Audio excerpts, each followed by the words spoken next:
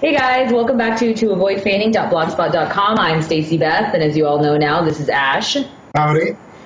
This week we're going to be talking about found footage films, and this is part one of a two-parter. So we're going to be covering a little bit of a brief history of found footage movies, starting from some of the earlier ones to some of the more recent ones, and then next week we'll probably go over some more modern ones and stuff. But of course, we have to start with 1979's Cannibal Holocaust. The granddaddy of them all. The granddaddy of found footage. Directed by Ruggiero Deodato, it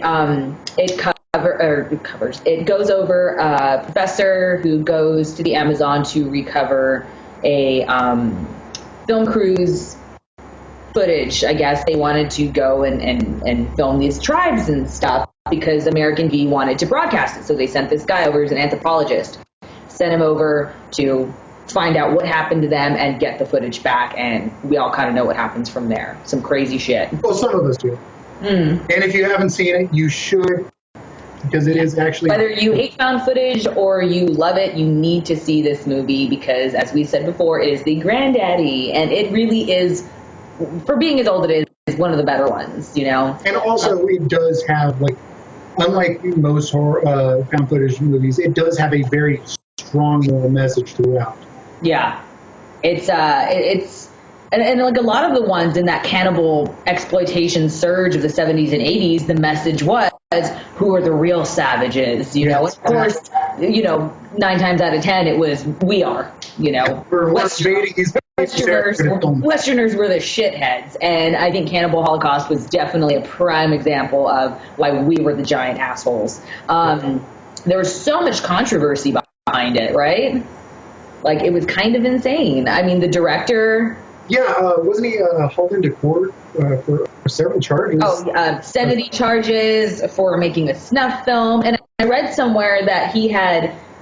Actually, after they made the film, he had told the actors to kind of like disappear for a year. Yeah. You know, and then once everything started coming out, he's like, no, come back, because I might go to jail. I promise you guys. I mean, even the woman in the infamous scene on the spike, you know, they had her in. Marvelous effect shot, because even to this day, I watch it and it looks real. Yes, yeah. And I know everybody's big thing is they can't get past the animal scenes because the animals that were killed in the movie were genuinely killed, and they show it all. You know, there were some extreme shots. Yeah. Which, from what I remember reading, it was the fact that the special effects at the time, other than certain scenes, kind of were so-so, and they really wanted to up the gore effect and the shock value by saying, well, we can't do this to humans, so we'll do this to animals. We'll show real gore. We'll show guts, intestines, and that, I mean, if PETA were really popular back then, this movie would have gotten a whole bunch of checks. Yeah. And so it's definitely not for everybody, but if you are a horror fan and you really want to see the grassroots of found footage, then look no further than Cannibal Holocaust. Yes. And then 20 years later, oh yes, we saw the restart of found footage, and in 1999, Blair Witch Project. And I remember when it came out, and that was... Yeah, and that was more as I said before, when we talked earlier about it, that it was more of like my generation's thing. And it was big, because I remember I was in high school, and everyone who saw it swore this happened. Yeah. And this was really the MTV generation version of found footage movie. Yeah, and it's about 3 filmmakers who go out into the woods in Burkittsville, Maryland, to film a documentary on this witch, the Blair Witch. And of course they never come back. A year later their footage was recovered, and you know, and then so it goes. And I mean, it was one of the first times I think that they did like the studio did a campaign on the internet to like make this seem as genuine as possible. Yeah, to create the legend.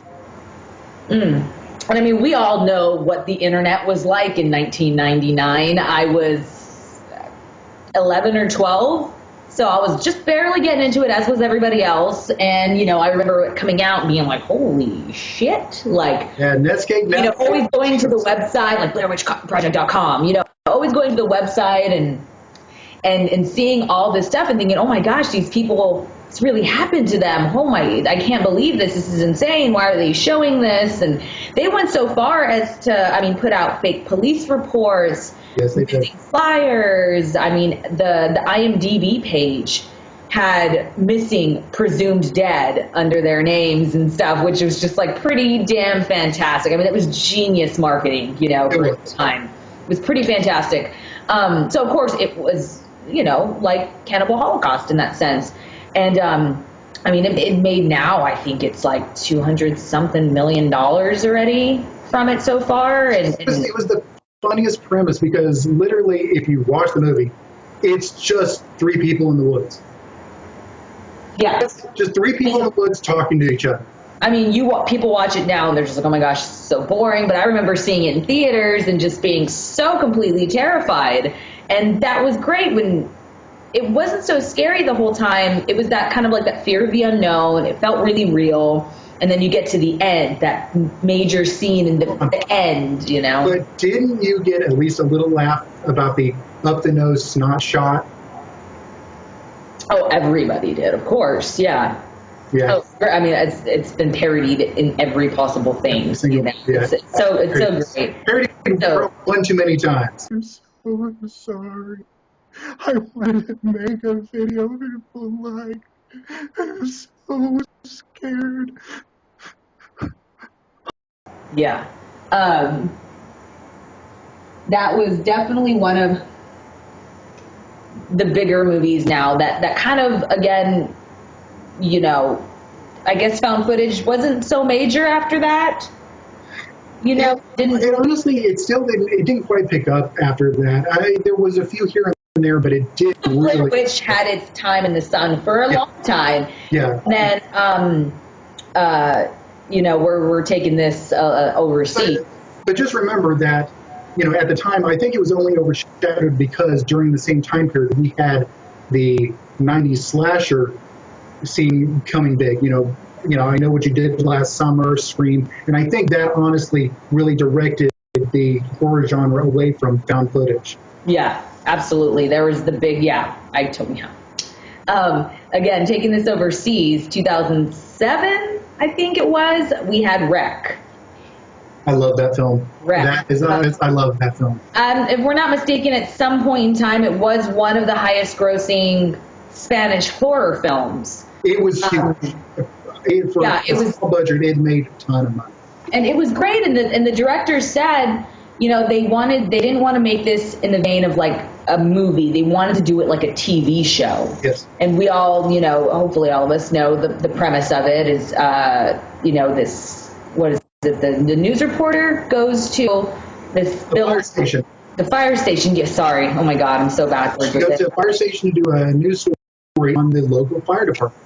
And while she's there, they are sent out on a call to a woman in distress in this apartment building. Mm-hmm. They go there, and slowly but surely, everything just starts falling apart because, yes. I guess the way they set it up was it is an infection of some sort.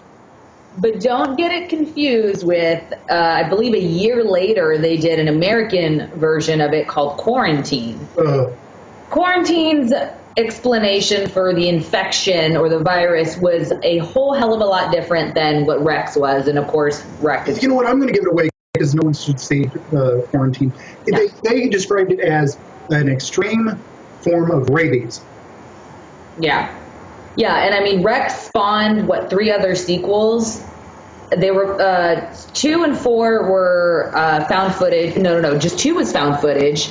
3 was just shot regular, as was 4, if I'm not mistaken, right?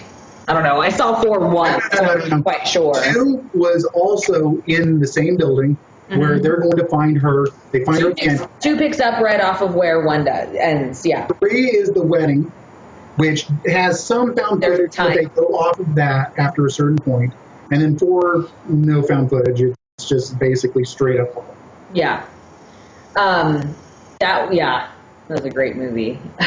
Franchise. Yeah. So 2 years later, bringing it back to the States, we got another resurgence through Paranormal Activity. Yes. The first one. And that, just like Blair Witch, had so much to do with internet and word of mouth. I believe it was the first time a major motion studio used that site Eventful to get demands to get the movie shown out, because they were showing it in college campuses, and then they had limited theater releases, very, very limited. Yeah, and they literally, their trailers for it showed crowd reaction and literally said, if you want this in your town, go to the website, request this movie. Yeah, and through that alone, they used Eventful to say, hey, if you give us 1 million demands for this movie, we will do a nationwide release. Yep. In one day, they had over 1 million demands for it, and they were like, all right. And by November, it was everywhere, and I think they made that for $15,000, somewhere around there, and it's now grossed almost $200 million. Yes. And spawned multiple sequels. And they make just as much every single time. It's great, and that movie really spawned a lot of the shitty found footage movies we know, or we just see on Netflix. You're like, with terrible covers of the same night vision woman screaming like wreck and it's just like, okay, we're not going to see these, obviously, but it's really what made people hate found footage. I think it did. It really did make people hate found footage. I am not one of those people. I do genuinely like good found footage movies. There are there's a good number of great found footage movies. But yeah, so you can thank Panorama Tip for that. And there, let's see how many years later it was, because we got VHS. 3 years later, we came out with VHS, and it's a little bit different in the sense that it's an anthology series, but it was found footage horror shorts, with a main narrative around. Yeah, so think of found footage meets Creep Show. Yeah. That's basically what it is. Oh my God. And it was, the main narrative and then the other, I believe, 5 segments were all filmed by different directors. And Adam Wingard of You're Next and The Guest directed the main narrative of that, Take 49, I think it was called.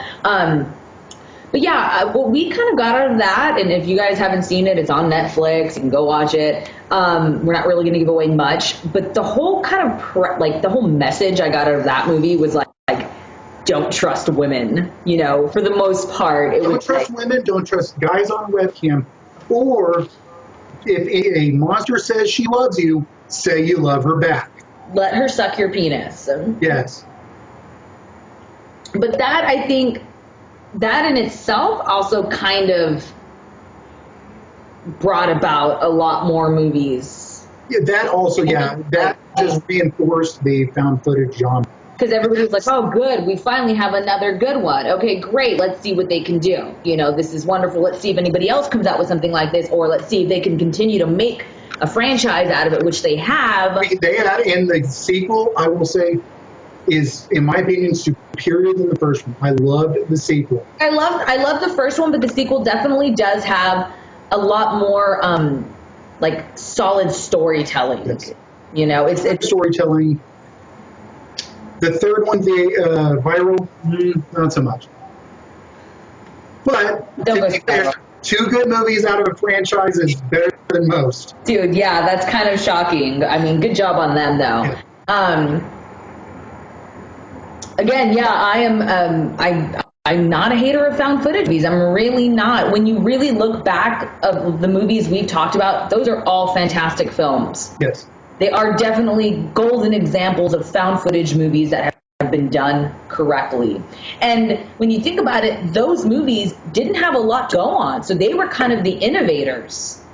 They were. They didn't really copycat many people. They were mostly influenced by. That's what I'm getting out of it, because when you go and see a lot of these newer ones, it's the same thing over and over and over again.